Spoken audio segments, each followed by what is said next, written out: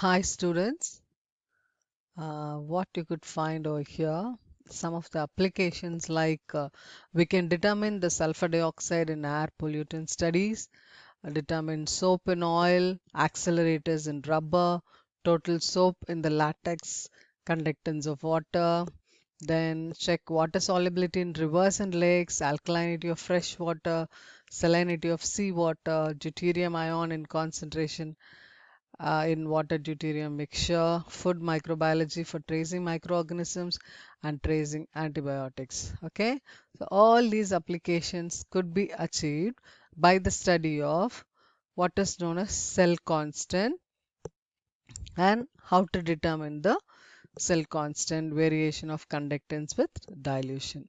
So in this lecture we are going to concentrate on determination of cell constant and interpret the variation of conductance with dilution. Okay. So how to measure the conductance? This is done by using Wheatstone bridge. But the condition is that we are not supposed to use direct current. Direct current must not be used because the products of electrolytes it sets up back EMF or back potential. So we must use only alternating current like in the form of an induction coil of frequency of 1000 times per second. Okay, and instead of galvanometer we must use headphone to detect the flow of current. So here we are making use of a conductivity cell. This is conductivity cell. We have a two platinum electrodes. This is this is coated with platinum black. Okay, so platinized platinum foil electrodes. They are fixed at a particular distance, and this distance we call it as L, and the area covered by them we call it as A. And L by A is cell constant. Most probably for any conductivity cell, cell constant will be fixed and it will be given by the manufacturer. So this conductivity cell has to be immersed in any of the solution whose conductance has to be measured. Okay, so this is the construction of a Wheatstone bridge where we have a conductivity cell. So conductivity cell will play one arm of the Wheatstone bridge. On the other arm we have resistance box. Okay, and this is connected with connecting wire and a headphone, and we have a wire, manganese wire AB, on which this has to be moved. Okay, so what happens is at a particular point, the sound will become nullified. Okay, so to begin with, you can hear maximum sound, which will be nullified, or it becomes minimum or null sound, at which the balancing length has to be measured. Say, for example, as per Ohm's law, the resistance of resistance box is proportional to the length AX, and resistance of the conductivity cell is proportional to the length XB. Okay, so and we also know the resistance that is fixed in resistance box. So knowing these three values, resistance of the resistance box by resistance of solution the cell is equal to Ax by Xb. We know what is R value. R is fixed. So by knowing these three values, we can calculate the 1 by resistance of the solution, the cell, which is otherwise known as observed conductance. Once you know the observed conductance, we can also calculate the rest of the conductance like specific conductance, molar conductance, equivalent conductance and all. Actually, nowadays we are using digital conductivity meter where you use this conductivity cell, just immerse into any of the electrolyte, the conductance will be displayed. Okay, this kind of digital conductivity meters are also available. And how to go about measurement of cell constant. here it has to be done the reverse way.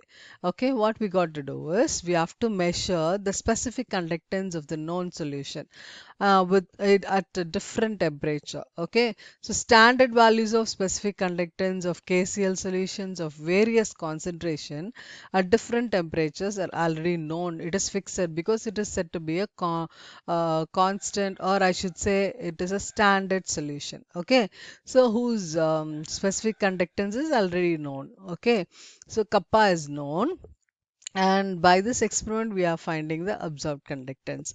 Once kappa and observed conductance is known, the cell constant can be calculated. So specific conductance by conductance, which is equal to cell constant. And as the concentration varies, the conductance obviously will vary. Okay, the specific conductance kappa increases with increase in concentration of the solution, because the number of ions per unit volume will increase as the concentration increases. But as the concentration decreases, it will be the other way around. So specific conductance will decrease with dilution. Whereas both equivalent conductance and molar conductance, they increase with decrease in concentration. Since the concentration decreases, one can expect decrease in equivalent conductivity.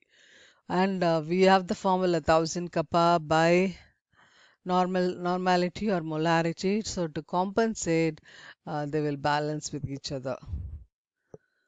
For weak electrolyte, the alpha is also calculated, that is known as degree of ionization, how far it has undergone ionization. So this alpha is calculated by the ratio of the lambda C by lambda naught. Lambda C is equivalent conductance at particular concentration, by lambda naught is equivalent conductance at infinite dilution. Um, as I told you, the value of molar conductance increases on dilution, because as the decreasing value of the specific conductance is more than compensated by the increasing value of V. Okay, when they are plotted as a graph, we could see this is for a strong electrolyte. Concentration is plotted against equivalent conductance. So as the concentration decreases, I'm going this way, okay? As the concentration decreases, conductance will increase. Or in other words, equivalent conductance increases with dilution. But we cannot see much difference in the case of strong electrolyte, but we could see a drastic change in the case of weak electrolyte, because weak electrolyte will show more equivalent conductance, more conductance as dilution increases. Okay, so the conductivity is affected by all these factors, like first of all the concentration, types of electrolyte, and the temperature. Okay, dependence of molar conductivity on the concentration. It depends on the amount or number of ions per present in the solution. And some electrolytes dissolve and dissociate completely, so they show very good conductance. They are called as strong electrolytes, and some of them partially they show, and so they are called as weak electrolytes. So obviously the conductance will decrease. Okay, so in the case of weak electrolytes, we get a curve, or in the case of strong electrolytes, we get a straight line. It is easy for us to extrapolate the straight line and make it to cut at the y-axis, which is known as lambda naught, that is equivalent conductance at infinite dilution. Whereas it is impossible for us to extrapolate this curve and to find the lambda naught value for weak electrolyte graphically. So this is what we call it as a limiting value, lambda naught. The equivalent conductivity reaches a maximum value at certain dilution and does not change upon further dilution, and which is known as concentration is known as infinite dilution. So the equivalent conductivity at infinite dilution is known as the limiting equivalent conductivity and is represented as lambda naught. Okay. However, this will be meager value, and this is found by Debye-Huckel-Onsager equation, because this limiting equivalent conductivity of electrolyte is calculated. Normally, it cannot be measured, so it is calculated by this equation. So alpha is equal to lambda c by lambda naught. Otherwise, it could also be replaced like lambda C is the equivalent conductance at any given concentration, and lambda equivalence at infinite dilution is the equivalent conductance at infinite dilution. This could also be replaced by molar conductance, so we can calculate degree of ionization. So to conclude, we just went through the measurement of conductance, measurement of cell constant, and we also noticed that kappa or specific conductivity decreases with dilution, and lambda equivalence increases with dilution, and molar conductance increases with dilution. So I hope you are able to understand the determination of cell constant and interpret the variation of conductance with dilution. Thank you.